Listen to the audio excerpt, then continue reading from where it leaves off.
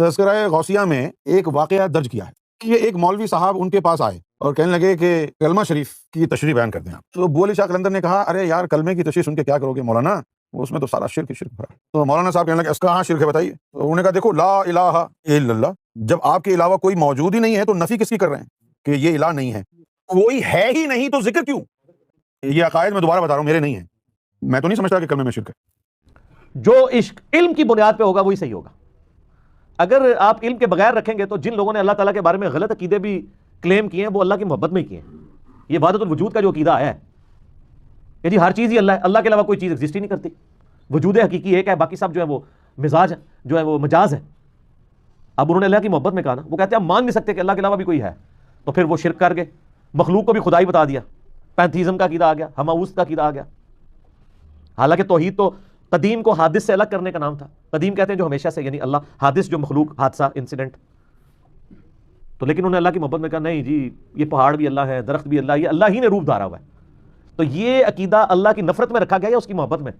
محبت میں. لہٰذا محبت میں بھی کوئی عقیدہ علم کے بغیر ہوگا فارغ ہو جائے گا. اسی لیے اللہ تعالیٰ نے پیغمبروں کو رول ماڈل بنایا ہے تاکہ اللہ کے بارے میں وہ عقیدہ رکھو جو پیغمبر بتائیں.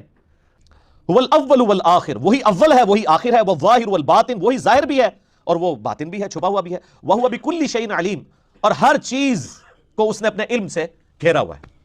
یہ قرآن حکیم کی مشکل ترین آیات میں سے ہے, اور اسی سے ڈیویٹ ہو کے صوفیاء کے ہاں وحدت الوجود کا عقیدہ بھی آیا.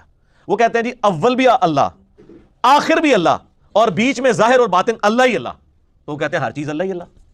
پینتھیزم کا عقیدہ آیا, ہماؤست کا, گاڈ انکارنیٹس, یعنی انسان جو ہے یہ بھی معاذ اللہ, یعنی اللہ ہی نے انسان کا روپ دھار لیا ہوا ہے. یہ پینتھیزم کا عقیدہ جو ہندوؤں کے ہاں پایا جاتا ہے. اگرچہ صوفیاء نے اس کو تھوڑا سا ماڈرن کرنے کی کوشش کی, انہوں نے کہا جی وحدت الوجود کی ہم یعنی ہر زمانے میں خیر اللہ تعالیٰ ڈیفینیشن کرتے رہے. ظاہر ہے کہ جو چیز قرآن و سنت سے ہٹ کے بنائی جائے تو وہ جب اس کے اوپر علمی اعتراضات ہوتے ہیں تو ہر آ کے اپنا اس خاکے میں رنگ بھرتا ہے. حتیٰ کہ اس کی ایپیکس ہمارے دور کے اندر ایک بہت بڑے, یعنی قرآن حکیم کے اسکالر, میں سمجھتا ہوں قرآن حکیم کی جن لوگوں نے بہت بڑے پیمانے کے اوپر خدمت کی ہے انٹرنیشنل لیول کے اوپر, اور صرف اس دور کے اندر نہیں پوری اسلامک ہسٹری میں, اس میں top of the list Maulana Maududi رحمہ اللہ تعالیٰ, اور ان کے اسٹوڈنٹ جو ہیں وہ ڈاکٹر اسرار صاحب رحمہ اللہ تعالیٰ, یعنی جو میرے استادوں میں سے ہیں.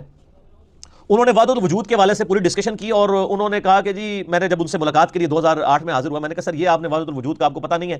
تو انہوں نے کہا جی میں صوفیاء والا وحدت الوجود نہیں مانتا, میرا وحدت الوجود یہ ہے کہ تمام کائنات کا خالق ایک ہی اللہ ہے, باقی ساری چیزیں اس کی وجہ سے قائم ہیں. تو میں نے کہا یہ تو عقیدہ شروع سے ہے, اس میں کون سا آپ نے کوئی نئی انوینشن کر دی ہے؟ تو اس کو وحدت الوجود کا نام تو نہ آپ دیں, اس کو آپ یعنی توحید کا نام دے دیں, کچھ اور نام دے دیں, لیکن وحدت الوجود سے تو سیدھے سے وحدت الوجود کا آپ ذرا ٹرانسلیشن ہی کر لیں کہ وجود ایک ہی ہے. تو پھر سر ہم کیا ہیں؟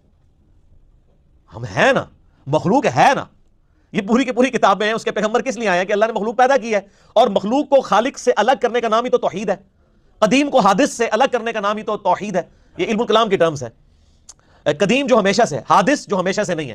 اللہ کی ساری مخلوقات حادث ہیں, پہلے نہیں تھی, اللہ کی وجہ سے پیدا ہوئی. تو جب تک آپ قدیم اور حادث کا فرق نہیں کریں گے توحید کیسے سمجھ آئے گی؟ اگر آپ وحدت الوجود ہی کہہ دیں گے کہ وجود ہے ہی ایک ہے تو باقی سب کی نفی ہو جائے گی.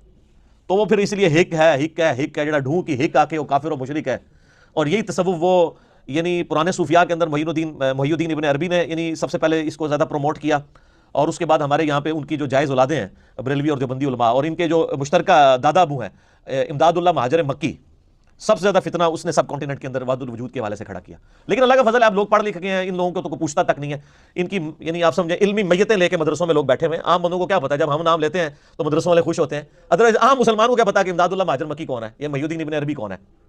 عام مسلمان تو وہی دیکھے گا جو قرآن و حدیث میں لکھا ہوا ہے. توحید تو وہ سمپل توحید ہے جو سورہ اخلاص کے اندر بیان ہوئی ہے. ٹھیک ہے, تو ان لوگوں نے جو دین کا جنازہ نکالا ہے تو ظاہر ہے کہ ان کا اپنا جنازہ بھی تو نکلنا تھا نا, اور اللہ کے فضل سے اسلام کی نشت ثانیہ کا آغاز ہو چکا ہے انشاءاللہ تعالی.